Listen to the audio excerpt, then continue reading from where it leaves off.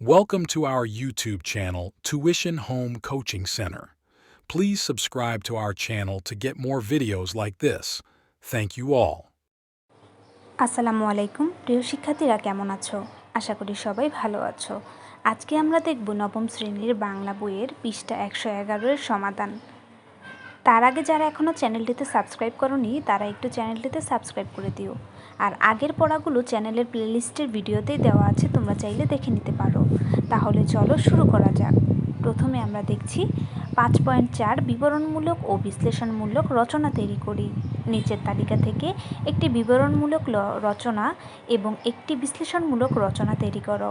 রচনা দুটি আমার বাংলা খাতায় লেখো। রচনার শিরোনাম নিজের মতো করে তৈরি করে নাও। ক, বিবরণমূলক রচনার বিষয়: 1. বাংলাদেশের ফসল, 2. ক্রীড়া প্রতিযোগিতা, 3. নববর্ষ উদযাপন, 4. বিজ্ঞান মেলা, 5. ভ্রমণের অভিজ্ঞতা। খ, বিশ্লেষণমূলক রচনার বিষয়: 6. বাংলাদেশের অগ্রগতি, 7. কৃষিকাজে বিজ্ঞান, 8. অধ্যবসায়, 9. সময়ের মূল্য, 10. শিশু দিবস। বিবরণমূলক রচনা 1. বাংলাদেশের ফসল। ভূমিকা: সুজলা সুফলা শস্য শ্যামলা আমাদের এই সোনার বাংলা, বিচিত্র ফসলের দেশ। নাতিশীতোষ্ণ আবহাওয়ায় নদীমাতৃক এ দেশের মাটিতে নানা রকম ফসল ফলে, তাই এদেশের 80% লোকেরই উপজীবিকা কৃষি। এদেশের উৎপন্ন ফসল দেশের চাহিদা মিটিয়ে বিদেশে রপ্তানি করে প্রচুর বৈদেশিক মুদ্রা উপার্জন করে। বাংলাদেশের কৃষিজাত ফসলের মধ্যে ধান, পাট, ইক্ষু, তামাক, তিল, সরিষা, গম, কলাই, পেঁয়াজ, রসুন, আলু, ছোলা প্রভৃতি উল্লেখযোগ্য। ধান: ধান হতে চাল হয় আর চাল হতে ভাত হয়। ভাত বাঙালিদের প্রধান খাদ্য। ধান এদেশের সর্বত্র জন্মে। এক সময় এদেশে এত ধান উৎপন্ন হতো যে একে বঙ্গভারতের শস্য ভাণ্ডার বলা হয়। বরিশাল, পটুয়াখালী, রাজশাহী, দিনাজপুর, ময়মনসিংহ, টাঙ্গাইল, কুমিল্লা, ঢাকা, কুষ্টিয়া, ঝিনাইদহ ও মেহেরপুর অঞ্চলে প্রচুর ধান উৎপন্ন হয়। পাট: পাট বাংলাদেশের প্রধান অর্থকারী ফসল। আমাদের বৈদেশিক মুদ্রার 60% পাট রপ্তানি করে অর্জিত হয়। এজন্য একে স্বর্ণসূত্র বা সোনালী আঁশ বলে।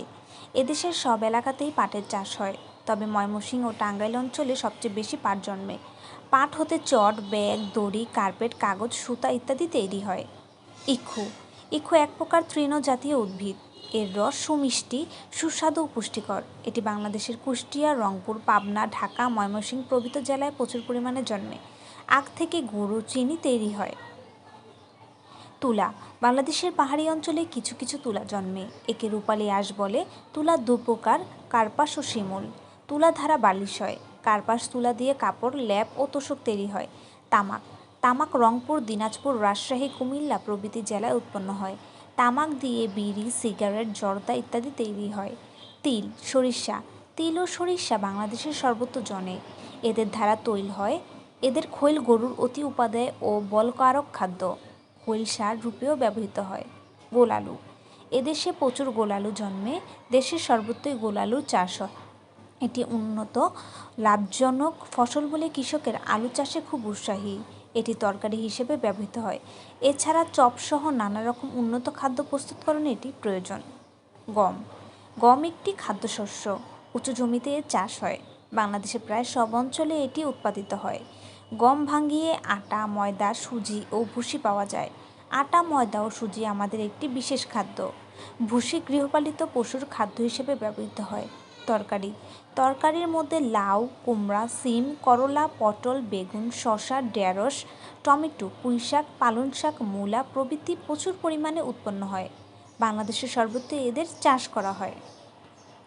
উপসংহার: বিজ্ঞানের নতুন আবিষ্কারের ফলে উন্নত দেশসমূহে কৃষিতে বৈপ্লবিক পরিবর্তন এসেছে, কিন্তু এর দোলা এখনও আমাদের দেশের কৃষিতে পুরোপুরি লাগেনি। আমাদের দেশেও যদি আধুনিক বিজ্ঞানসম্মত উপায়ে চাষাবাদ করা হয়, নব আবিষ্কৃত অত্যাধুনিক যন্ত্রপাতি ব্যবহৃত হয় এবং উন্নত জাতের বীজ প্রয়োগ করা হয়, তবে আমাদের কৃষিজাত ফসলের উৎপাদন বহুগুণে বাড়বে এবং আমাদের দেশের কৃষকগণকে অনুন্নত অসহায় জীবনযাপন করতে হবে না। এই ছিল আজকের সমাধান। সাথে থাকার জন্য ধন্যবাদ। পরবর্তী ভিডিওগুলো সবার আগে পেতে চ্যানেলে একটি সাবস্ক্রাইব করে দিও। Welcome to our YouTube channel, Tuition Home Coaching Center. Please subscribe to our channel to get more videos like this. Thank you all.